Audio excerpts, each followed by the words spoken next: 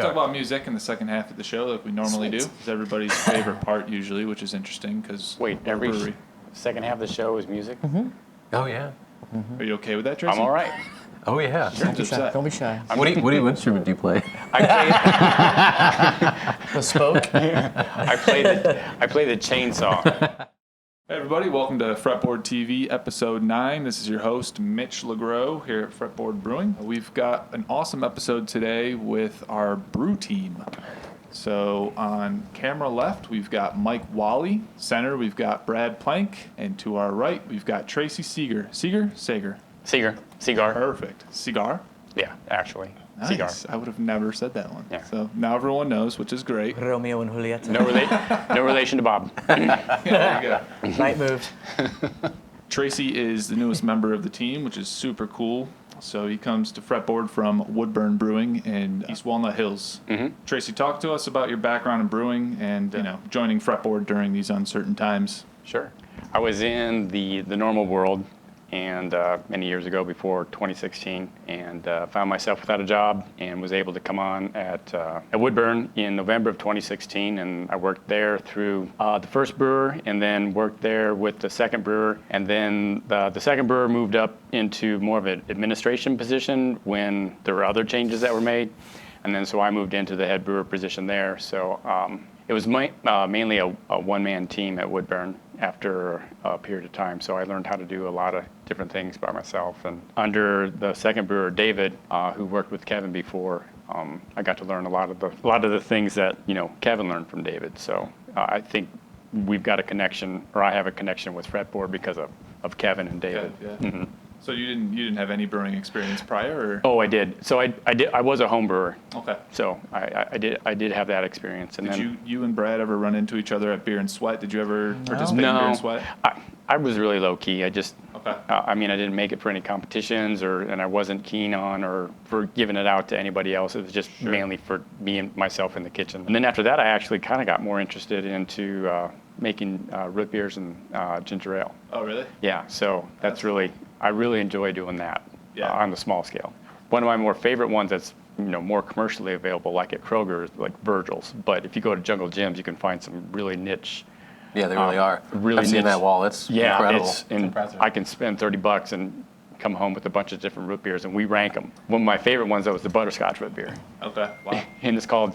And the name of that beer is Dang. That's good. Dang, that's good. That's the name of the root beer. It's called Dang. That's good. Mike, let's transition to you and your path to Fretboard. I know we kind of touched upon it very briefly in the episode that you were in previously. Yeah, about that I played here the first night. I guess that was my first time in the door, was the first night the opening night, but that was just for music. The almighty get down? Yeah. But previous job experience and then kind of how you... I came from a whole different world. I came from, I had a painting business since 1999. I got a little burnt out on the whole process of it. It was a two-person business, so we were very small, but we were able to stay busy because we were just two guys. And I had a transition where I just got burnt out on it, and a position opened up here where we bought a new van, and we needed a driver for it, and so Chris Ellison offered, why don't you try to do that or whatever. I did that for about 6 months, but the first week that I was working here, I talked to Kevin, and Kevin was like, would you ever want to, check out the brewing side? I was like, absolutely, if anything ever comes open, please keep me in mind, because I'd like to learn. So I was completely brand new to the whole system. In a sense, I was able to be trained to exactly what Fretboard wants to their standards, and I like that I have learned exactly what everybody wants. I've been in the back for about 11 months now, and I drove for 6 months before that. So. Yeah, that's awesome. Yeah. So, Brad, that kind of it's a perfect segue into Sure. the next question is, what's it like taking someone like Mike under your wing who had no prior experience? I mean, he just said it's easy to mold somebody like that. Yeah. But, there's obviously pros and cons to taking somebody. There are. So obviously when you bring somebody who has no brewing experience into the industry, there's a longer ramp-up curve, but there is a joy in teaching somebody a process and then teaching them the science of how the conversion from starches and sugars happen, and then what's happening behind the scenes, why we do what we do, why we mash for the length of time we mash for, why we boil for the length of time we boil for, why we add hops when we add hops in the boil to get the bittering and the aroma and the flavor out of it. So, We've had great conversations. Yeah. You know, there's all kinds of just learning the different alpha acids of hops and stuff, Yeah. and just you name it. There's a million things to learn, and it's been awesome to have somebody that Yeah. right next to you. You can say, hey, what's this? What's this? So there's two parts to this question, but I'm going to ask you the first part is what's been the biggest learning curve so far coming from Woodburn in the past and coming here to Fretboard? Which valve does what? Okay. Because the process is the same no matter where you're Right. at, but it's just the way that the brew house is built. Okay. So, and then these valves do this, and you have to follow the pipes. And okay, well, if I open this one, this is going to get me what I want, and if I open this one, this is going to make me change my clothes. yeah. So the first few weeks here was just learning. Every time I would touch a valve to open it, I would have to go. Yeah. Follow the Where tracks. is this going? Okay, Follow is the this the trail. one that I want? Okay, I'm good. And then there was a lot of times when, hey, Mike or Brad, is this the one that you want me to move? So it's mainly the mechanics and just learning, now it's, I don't even think about it, but Yeah. before I was like, you mean to tell me that that pump is going to take that cereal and pump it over Yes. into the, so like, So has Tracy opened your eyes to anything since he's been here that's a process thing or? Oh, tons. I love his cleanliness and his care for covering his butt basically on everything. Yeah. He makes So sure. we look at each other like, well, what Lego concoction is Tracy Right. going to come up with today? Because Right. Tracy will take all of our dirty parts and he'll just daisy chain them all into a cleaning cycle. We've never wow. done that Yeah. per se Yeah. in that fashion. So he just puts it all together and So it runs through it. streamlines the process a little Yeah. bit and like For Sure. I just like to know when I pick something up that is clean. Right. So Absolutely. if I'm not certain that it's clean and I'm cleaning a tank or something, I'll just put it in line. And Yeah. you can walk over and look at the pump or whatever's attached to the, to the CIP arm, and you go, what in the world? I'm like, Yeah. well, I've got a sight glass and a T 10 and valves. 2 valves Yeah. and then something else on there. And on the front of the Couple pump, elbows. I got a couple more sight glasses, and it's just so that way I know that they're clean. And when I put them away, especially with the sight glasses, I'll cap them so I know that they're clean or whatnot. But that's just the way that it was because I don't want anything to happen. So this He gets question nervous is around for Tracy and Wally. What was the first beer you guys brewed here on your own? I brewed the Jack White Ale. That was my first beer that I did solo. And how did that go for you in regards to them just throwing you in there, right? It went really well because luckily it was during a day when there was people here where I could ask questions if I had them. Right. So we all like to be pretty open and ask questions, even if we know what we're doing, just to kind of back ourselves up and just say it out loud for that matter. So I felt really comfortable and hit my numbers and made a good beer. So the first one was Reba, and then we did Bootsy last week, and then during that time period, there'd be questions like, "Hey, did you put the 60 gallons?" I'm like, "Nope, didn't do that." And then, or did you? And I was like, "I didn't, but thanks for reminding me." Yep. I mean, there's still those things. Like I said, Yeah. the process is still the same, but it's just Which is all stuff I did too, Yeah. And then you go, okay, wait, I gotta rethink the process. Yeah. What are you guys' favorite beers to brew? Brad, you can jump in on this one as well. Why don't we start with you? And I mean, it doesn't have to be one of our key beer or core beers. It could be a seasonal. I really enjoy doing our Russian Imperial Stouts.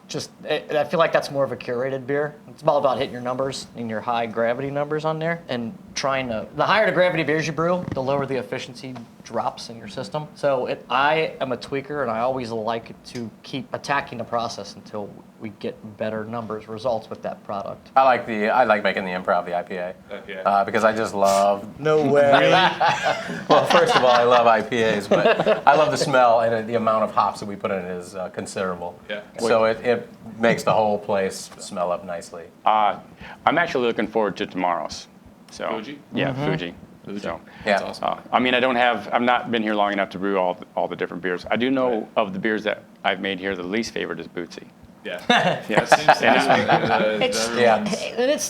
It's a great beer, right? It's just the longest process. Yeah. So, Brad, we kind of touched on this in your episode where we talked about a beer that we don't brew here or haven't brewed here before that you wish to brew, and your answer was a mango Berliner Weiss. So Tracy and Wally, interested to know, if you guys could brew anything here. Oh yeah, I Small want batch. to make a nut brown real bad. Because Yeah. I know that I remember when I was listening to your episode, Newcastle was a big part of your Oh yeah, I love youth, that beer. in a sense, and it was for me too. It was like my first introduction to liking something better than than Miller High Life or whatever it may be. Yeah. So I found Newcastle and I liked the nut brown thing, and then Sammy Smith's was another phenomenal Yep. nut brown. So OG. I've been really drawn to that, and I want to do it bad, and I keep pushing for it, and we'll see. We'll get it in there one of these days. Real quick, Tracy, before you answer, we just talked about brown ales in Kevin's episode with Jason from Listerman Oh, Brewing. you did?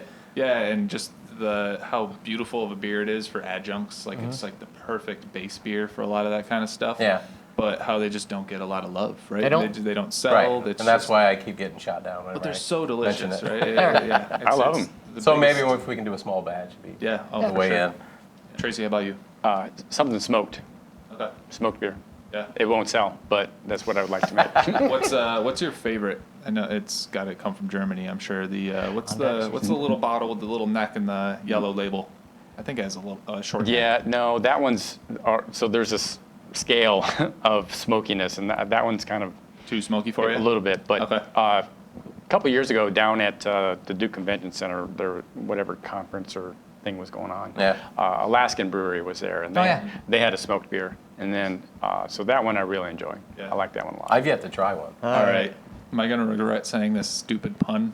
Let's switch gears, Tracy, Oh, that and talk about bikes. Did you ride your bike to work today, Tracy? no. That was a quick answer. You were laughing at me this morning because of the logic of this. It makes no sense, right? Right. I didn't ride my bike today because I'm I'm gonna drinking. drink. I'm just going to have a few beers. Wait, why doesn't that make sense? So you're saying that he should ride his bike because he's Well, drinking? Well, I Think about I it, calories. drink and drive is a I drove big into work work. thing. I drove you know, specifically because I'm going to have because he some was beer. going to have a beer. Yeah. But okay. but let's consider there's 4 wheels versus 2. But, Yeah, exactly. Right. But normally I ride my bike. I commute. Last year I commuted 200 times out of 266 or something? 260 possible times or something like that. Yeah. So And tell us Nice. again, what part of town do you live in? I live in Reading. Okay. So this is like 6.5 miles from my house. So one part of me is like, that's really too close. And then the other part of me at the end of the day is like, I'm really glad that I live this close. Yeah, exactly. Yeah, just because I'm tired and it's been a long day Right. most of the time. But the commute down to East Walnut Hills I turned that into a 14-mile one-way commute. How many miles a week are you riding? Once things ramp back up, I try and get 200 miles a week. Wow. So So you've inspired Walle a little bit. He's did. gotten a Yeah, mountain bike. in a big way, I bought a mountain bike Yeah. over the COVID craziness and just love it. And he's been very inspirational, in a sense. I go out every weekend and try to get some miles in. And I've asked him questions about what gear to buy, what's a great light to buy for night riding Yeah. or morning riding and stuff like that. All right, cool. Well, we're going to take a quick break real quick and talk about what's going on in the tap room this week. Got some great shows on stage. We'll be right back. We're going to go fill up our beers.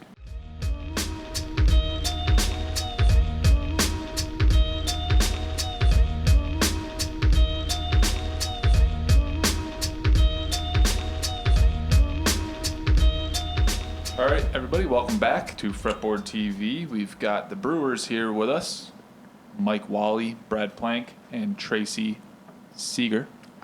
you can do that. Segar. Cigar. Cigar. Have a I'll never get used to it. You're gonna go It's like- far.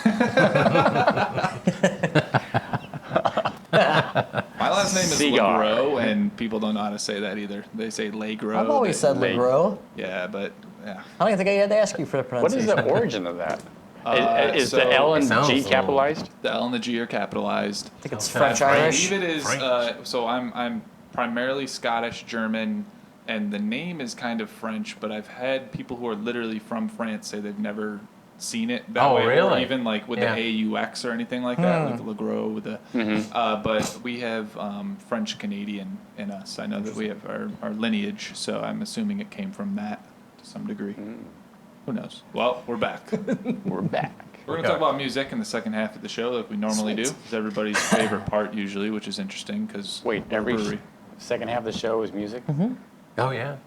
Are you okay with that, Tracy? I'm all right. Oh, yeah. Seems upset. Don't be shy. What instrument do you play? I The spoke. play the chainsaw.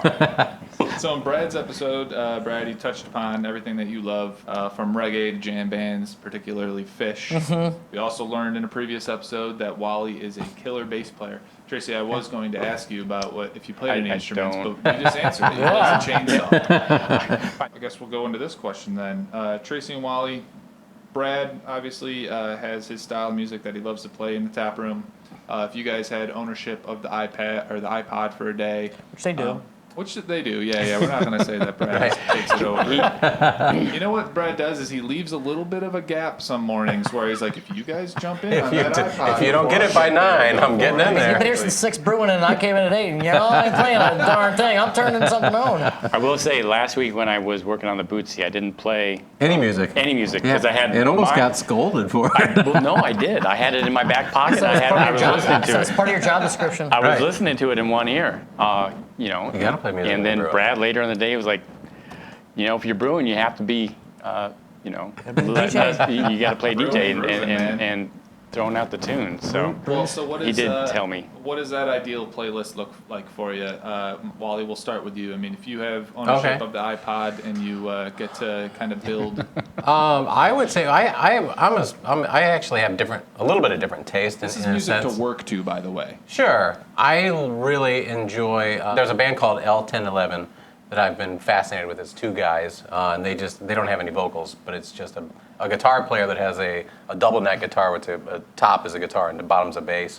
And then they have a drummer, and they don't do any words, so it's just they vibe off each other. The guitar player just loops either guitar lines or bass lines, and then the drummer plays to these tracks or whatever he's doing. So that's a really cool thing, and I have played that a few mornings, but it doesn't last long in the morning. Wait, are you saying I come in and usurp it? Like I'll play it until about like 7:50, Oh, and, so then, you turn it and then I'll turn it off because I know it's just not going to work, for the morning. Well, I feel the same way. It's like there's some music that I just like for myself, and then I Right. know other people aren't going to I love like it. Band of Horses. That's another great band that I'm totally in love with, but it's very emotional and very, there's a lot of beautiful stuff to it, but it doesn't have that vibe of, a bunch of guys working or whatever. So that's something I would put on my playlist, and then I would probably put a little more aggressive band called Delta Spirit. I love these guys. They're like a garage band in a sense, but they play a lot of angsty, beautiful stuff that I love. But I'm also a huge Fish fan. Grateful Dead, Jerry. I probably would listen to Jerry Band or just Jerry anything. Jerry's awesome. So Tracy, how about you? Yeah, I have a. Hey, you like what you like. Go I on. like what I Don't be like. shy. So, and it can range from, I have Simply Red on there, and then some Merle Haggard, but I trend towards when I'm either on the bike or would be on the brew deck or doing keg cleaning or whatnot. It's more towards the, I don't want to say angry, but I guess angry would be the best phrase for that. Yeah. So when I was brewing Bootsy, I was listening to Kill Switch Engage for most of the time. So the grunty where you can't even hardly understand it kind of type stuff like Death metal. Yeah. It's like circular. Yeah. Brush your teeth. Don't forget. So what I enjoy about that is like I get the energy from it, but I don't. And caught up on the lyrics. I don't get caught up on the lyrics because I can't understand them. Right. And I'm okay with that. Cannibal We're Corpse, so way Animal off. Corpse. Okay, I Cannibal know. Corpse, cattle decapitation, dying fetus. Yeah. Not Mike Gordon. No, not Mike Gordon. All right, guys. Well, here's a fun question we like to ask. I think I've only asked it one other time. If you were stranded on an island with one brewery's full beer portfolio and one musician's entire discography, who would you choose? Walle, let's start with you. I would choose Bell's Brewery because I love the Two Hearted. That was that was my introduction, I guess, to IPAs, in the right way. So I would go with them, and I would go with Bob Marley because he's got a lot of great stuff, and it's island music. It would, I can listen to that Island music. every day. Shell's Brewery in New Ulm, Minnesota. And I kind of grew up in southern Minnesota, northern Iowa. Oh, did you? Okay. I did. I'm from Iowa, Minnesota. And so one of my dad's favorite beers is Shell's, and they do a seasonal release every year that's different for Christmas. Sometimes it's snowstorm, sometimes it's fire brick, sometimes Nice. it's something else. Okay. So I know every year they produce something, A fun winter beer. a fun winter beer, Yeah. and they have a solid lineup the rest of the year, and they do a Bachfest. And then have you ever been to a Bachfest where they heat up the steel rods and stick it in your beer? No. No, Yeah. I've been to our Bachfest. Yeah, they don't do that. Yeah, you go. Yeah, if you go to their grounds during their Bachfest, they have Wow. steel rods sticking in the fire, and then you get your beer, and then they take that steel rod that's been in the fire and they stick it in your beer. And then music-wise, I'm gonna have to go with somebody that has a large collection. Van Halen. I really love Van Halen. Brad, you're What you up. got? Phew. It's a tough one. So I'm trying It to is. hone in on one beer that I'm like, what brewery do I really love that has the largest portfolio beer that is always solid? I hate to say this, but I'm not. Does it have to be a craft brewery? Yeah. I'm gonna go with Samuel Smith's. I would. That's a nice choice. Hey, I'm it's just- jealous of that choice. Yeah. Well, That's I a mean, great beer. I love all their beers. You know, they have an organic line. They have. I mean, they even have a cider line. I didn't know they had an have a organic Perry line. They make a Really? Perry. So yeah, Samuel Smith's. I was really honing in towards because I don't want to piggyback off Joe when he had his video about how he loves New Glarus. I love New Glarus, but I'm honing in on one product that New Glarus makes that I really enjoy, and it's Moon Man. Yeah. But so yeah, I chose That's Samuel nice. Smith's. I should revoke mine and join him because I honed in right on the Yeah. Two Hearted because that's where I started. But What's a musician? Musician. It would be a band.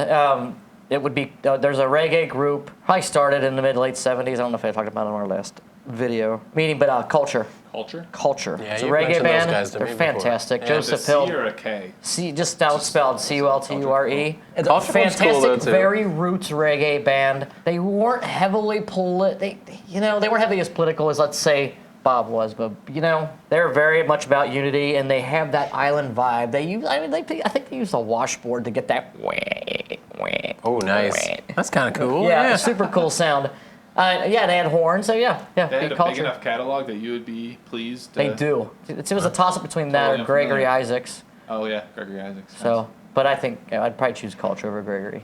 All right, so Nice here's the choice. last question. It's kind of along the same lines. We asked this to everybody. Brad, we already got your answer in the last episode, so what I'm going to probably do is just put a little thing in the background of you that shows your answer to this question. Cool.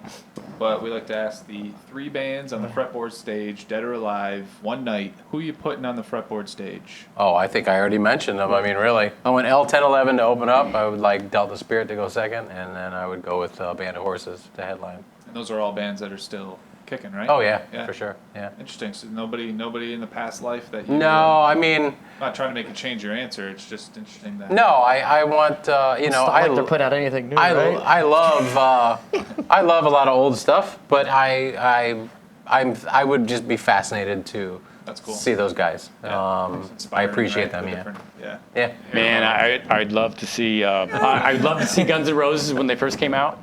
I really would. Def Leppard as well. Definitely Guns N' Roses and Def Leppard, and then Poison maybe. I mean, just Wow, because sweet. it's fun stuff. Yeah. Fun. Yeah. Poison now or poison back then? Poison everything back then. But no, I'm sorry. No, take Poison out and put Motley Crue I in. wouldn't Motley doubt if Crue. they've been around Yeah. playing Man, something. to grow up, if I could just One of have their different videos. lives, but just like, can I just move to LA Yeah. and then like become a little bit older and then just have know what's going to be happening Yeah. with these bands and I then used to just love go see Nikki them. Sixx. I Right. thought he was cool. Yeah. So those three, I guess, if my Love 80s Nikki hair Sixx. metal band lineup would be Skid Row. Def Leppard, Motley Crue, and then Guns N' Roses. Skid Row. Skid Row, Sebastian Bach. Nice. There it is. Well, that is it, folks. That's the interview. Hope you enjoyed it. We're gonna wrap things up here with a nice little cheers, fellas. Oh yeah. Cheers. All the Everybody, time. thanks for watching. Cheers. Make sure to leave a comment. Subscribe Cheers. to our page. Help us out. Tune in next week. Tune in next week. Who's coming it's up? me. You. I'm being Oh interviewed. yes. Who's gonna Finally on interview you? camera. Mitch is being My interviewed. brother Matt is actually coming in. This was Nice. Joe's idea to have my brother come in and interview me, and Chris.